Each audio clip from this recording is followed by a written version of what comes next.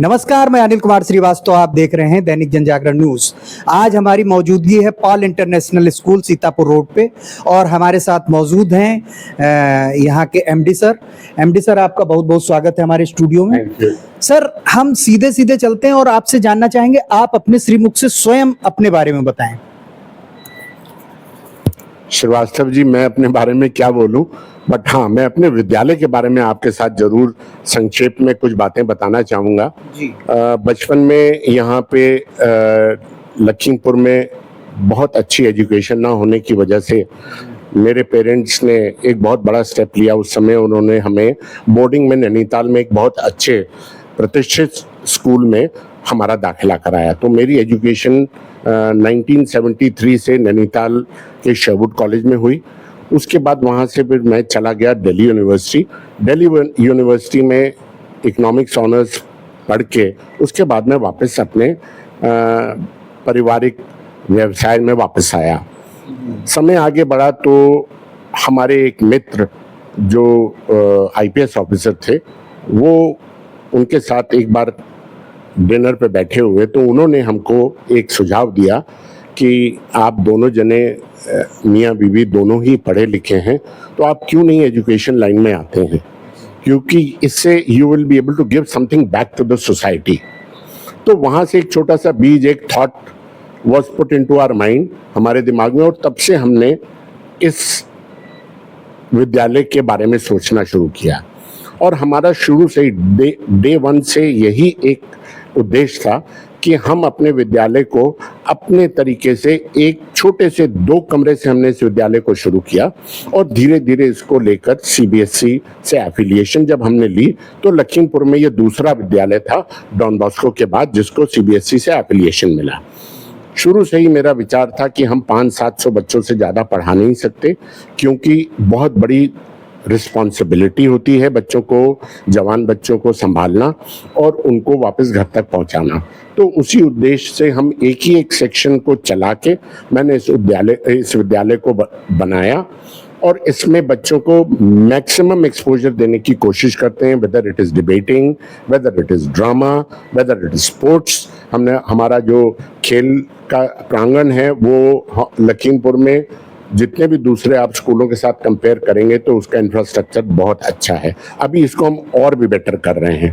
तो overall holistic development, all round education, खाली लिखना पढ़ना एजुकेशन नहीं होती, और भी कई कार्यक्रम होते हैं वो एजुकेशन के साथ जुड़े हुए हैं। तो हमारी शुरू से यही इच्छा है कि बच्चे जो यहाँ से निकल के जाएं वो अपनी एक जगह सोसाइटी में जरूर बनाएं। तो उसी उद्देश्य के साथ हम छोटा सा विद्यालय लखीमपुर जिले में चलाने की कोशिश कर रहे हैं, दोनों मैं और मेरी पत्नी। अब मेरे साथ मेरा बेटा भी इसमें जुड़ गया है। सर, ये जो विद्यालय है पॉल इंटरनेशनल, ये इसकी स्थापना कब हुई थी? इस विद्यालय को हमने 2002 में स्थापित किया था और 2027 में 25 साल पूरे हो जाएंगे।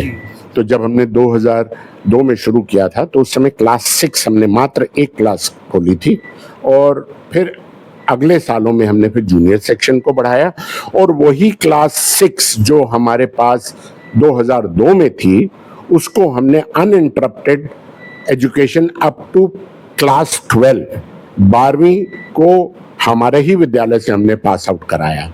ये हम समझते हैं बहुत बड़ी हमारी उपलब्धि रही है कि हमने उन बच्चों को एक छोटा सा क्लास 6 से शुरू करके उनको 12वीं इसी विद्यालय से ही हमने दी।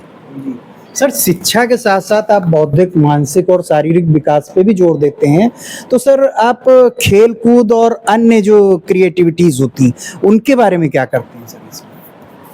देखिए, एजुकेशन इज, पढ़ाई लिखाई के बाद आपको और कई चीज़ों की बहुत ज़रूरत होती है। सबसे उसमें ज़्यादा ज़रूरी है चैरिटी। बच्चों को हम बहुत मोटिवेट करते हैं कि चैरिटी करें। इस क्रम में हम पिछले कई सालों से आई कैंप लगाते हैं। आई कैंप में हम हमारे मित्र हैं जो कनाडा में एनजीओ चलाते हैं, वो हर साल आते हैं और यहाँ पे हम लोग फ्री आई कैंप लगाते हैं। उसमें हम सीनियर बच्चों को जरूर इन्वॉल्व करते हैं, क्यों, ताकि उनमें ये एक भावना जरूर आए how to serve the society. और उस कैंप में निशुल्क, मतलब 1 रुपए का भी पंजीकरण के नाम से कुछ नहीं है। उसमें जो गरीब लोग हैं उनको हम लोग चश्मा वितरण करते हैं, जिनकी रीडिंग, जिसको आप कहिए रीडिंग ग्लासेस, बिकॉज जो दूर के चश्मे के में बहुत टेक्निकलिटी होती है, उसमें बहुत कुछ चेक करना पड़ता है, स्पेशल लेंसेज के साथ होता है। पर रीडिंग ग्लासेस, बट जो मैक्सिमम प्रॉब्लम है गांव में बूढ़ी माताओं को जो घर में चावल बिन रही हैं या दाल को बिनती हैं, उनको दिखाई नहीं देता। उस तरह का काम बाढ़ जब भी होती है तब भी हम बच्चों को बाहर लेके जाते हैं। खेलना कूदना तो अपने हिसाब से रूटीन में, कैरिकुलम में लगा हुआ है। क्रिकेट, फुटबॉल, स्पोर्ट्स डे, ये सब चीज़ें तो नॉर्मल होती हैं, पर ओवरऑल डेवलपमेंट, ओवरऑल एजुकेशन में और दूसरी चीज़ें हैं जिसके ऊपर हम बहुत ध्यान देते हैं। सर, आप विद्यार्थियों को तो काफ़ी सर्वांगीण विकास के लिए कार्य कर रहे हैं। हमने सुना है सर आप दिल्ली यूनिवर्सिटी के छात्र रहे हैं। थोड़ा सा हमारे ऑडियंस को अपने छात्र जीवन के अनुभव साझा कीजिए।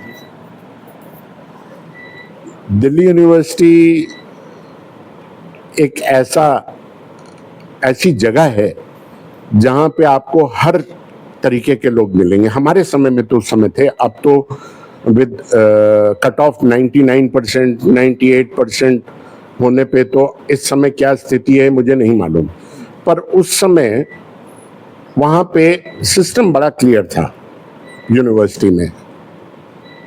अगर आप पढ़ना चाहते हो तो आप पढ़ो, आपकी अटेंडेंस शॉर्ट है, आप मिनिस्टर के भी अगर बेटे हो तो आपको एग्जाम में नहीं बैठने दिया जाएगा। That was something very strong that time also. Pressure tactics Delhi university में नहीं चलती, और ये एक बहुत बढ़िया लर्निंग प्लेटफॉर्म था जहाँ पे आपकी अपनी काबिलियत की ही वैल्यू है, आपके पेरेंट्स के सोशल स्टेटस की कोई वैल्यू नहीं है। That was the best part. वो आज भी मुझे लगता है दिल्ली यूनिवर्सिटी में कायम है, और वहाँ पे एक माहौल पढ़ाई का था, वहाँ पे बच्चे फोकस्ड थे, उनको मालूम था उनको क्या करना है। हालांकि हमारे टाइम में बहुत लिमिटेड ही ओपनिंग्स थी, लाइक डॉक्टर कोई बनना चाहता है, कोई इंजीनियर बनना चाहता है। उस समय नया नया कंप्यूटर साइंस शुरू हुआ था, तो कुछ बच्चे उस तरफ भी अट्रैक्टेड थे। लॉ फैकल्टी दिल्ली की बहुत बढ़िया थी, लॉ फैकल्टी में लोग बहुत इनरोल होते थे। तो दिल्ली यूनिवर्सिटी का experience was an eye opener. हम बड़े ही प्रोटेक्टेड से एनवायरनमेंट से वहाँ गए थे, और वहाँ का एक्सपोजर अलग ही है। तो आप सुन रहे थे एमडी सर को। यूं ही हमें देखते रहने के लिए लाइक सब्सक्राइब जरूर करें, क्योंकि आपका सब्सक्रिप्शन हमारे मनोबल को बढ़ाएगा और यूं ही हमें आगे बढ़ने के लिए प्रेरित करेगा। हम नई नई शख्सियत से आपको रूबरू कराते रहेंगे। तब तक के लिए धन्यवाद, नमस्कार।